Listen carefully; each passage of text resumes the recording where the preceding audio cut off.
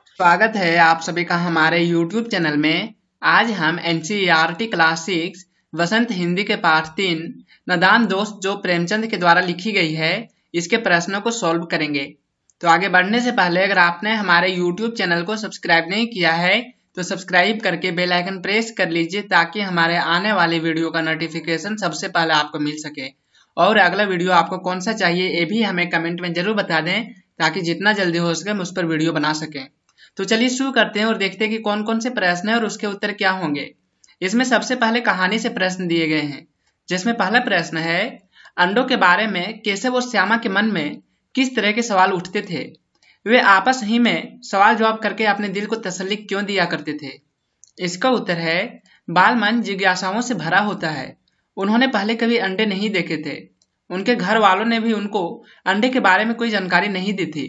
उनको पता नहीं था कि अंडों का आकार कितना बड़ा होता है, अंडे किस रंग के होते हैं, उनमें बच्चे कैसे पैदा होते हैं, ये क्या खाते हैं, उनका घोंसला कैसा होता है। बच्चों के मन में इस तरह के सवाल स्वाभाविक ही थे। अगला प्रश्न है केशव ने श्यामा से चिथड़े, टोकरी और दाना पानी मंगाकर कार्निस पर क्यों रखे थे। इसका उत्तर है कार्निस पर चिड़िया के अंडे थे। केशव और श्यामा ने सोचा कि अंडों से बच्चे निकल आए होंगे। उन्हें धूप से बचाने के लिए छत बनाना था, इसलिए टोकरी मंगाई गई। चिथड़ों से उनके लिए गद्दी बनाई गई। दाना पानी मंगाकर उसकी भूख मिटाने का प्रबंध किया गया। प्याले में खाने के लिए दाना और पानी रख दिया। अगला प्रश्न है केशव और श्यामा ने चिड़िया के अंडों की रक्षा की या नादानी।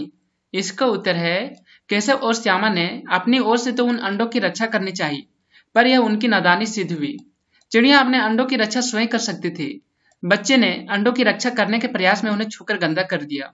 उन्हें नहीं मालूम था कि यदि वे अंडों को छू लेंगे तो चिड़िया उन्हें छोड़ ही देगी।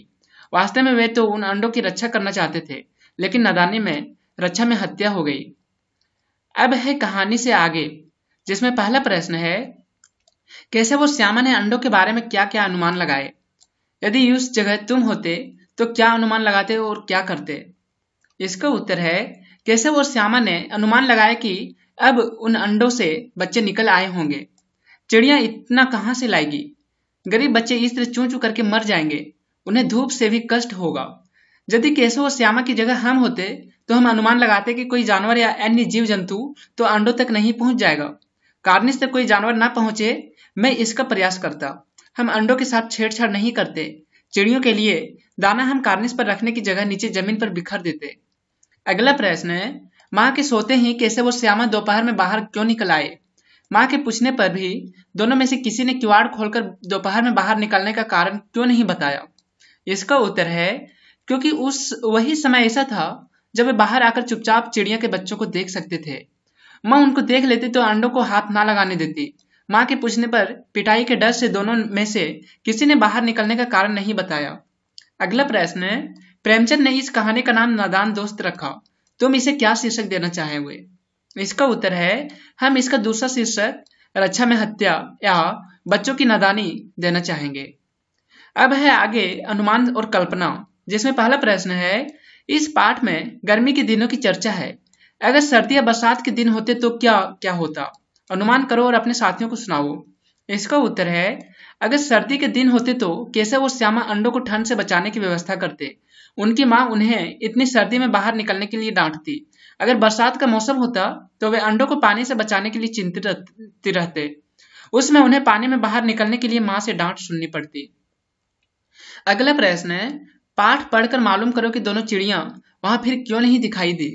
वे कहाँ गई होंगी, इस पर अपने दोस्तों के साथ मिलकर बातचीत करो। इसका उत्तर है चिड़ियों के सारे अंडे फूट गए, इसलिए दोनों वहां से चली गई और फिर कभी वापस नहीं आई। वे दोनों वहां से किसी दूसरी सुरक्षित जगह पर गई होंगी, वहां घोंसला बनाया होगा और फिर समय आने पर अंडे दिए होंगे। अगला प्रश्न है केशव और श्यामा चिड़िया के अंडों को लेकर बहुत उत्सुक थे। क्या तुम्हें भी किसी नई चीज या बात को लेकर कौतूहल महसूस हुआ है। ऐसे किसी अनुभव का वर्णन करो और बताओ कि तुम्हारे मन में क्या क्या सवाल उठे। इसका उत्तर है मुझे अपने घर में पैदा हुए बिल्ली के नवजात बच्चों के प्रति कौतूहल बना रहता था। एक बार मेरे घर के पिछले हिस्से में एक बिल्ली ने 3 बच्चे दिए थे। उन्हें देखकर मुझे बहुत कौतूहल हुआ।